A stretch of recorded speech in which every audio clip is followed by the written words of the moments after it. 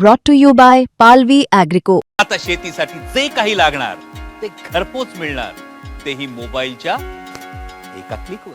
पण अलीकडच्या 7-8 महिन्यात अनेक वेळा ते माझ्या घरी आलेले आणि त्यावरून मी कशासाठी आलेले एवढं सांगितलं.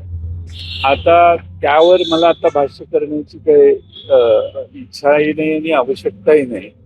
आम्ही अजितदादांशी भरपूर चर्चा केलेल्या, पण त्याच्यावर जे प्रसार माध्यमात वेगवेगळे नेते बोलतायत ते मला वाटतं की त्यांच्याबद्दल आदराची भावना ठेवून आम्ही न बोललेलंच बरं असं आमचं मत झालेलं.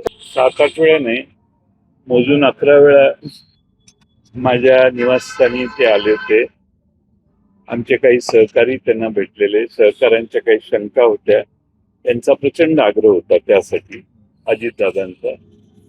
पण आता त्यांचंच निधन झालेलं आहे आणि मी वेगळ्या नेत्यांची विधानं बघतोय.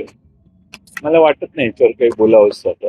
आपला पक्ष जो आहे राष्ट्रवादी काँग्रेस पक्ष शरदचंद्र पवार, तर तो स्वतंत्रपणेच आता पुढे आपलं मार्ग आक्रमणार आहे.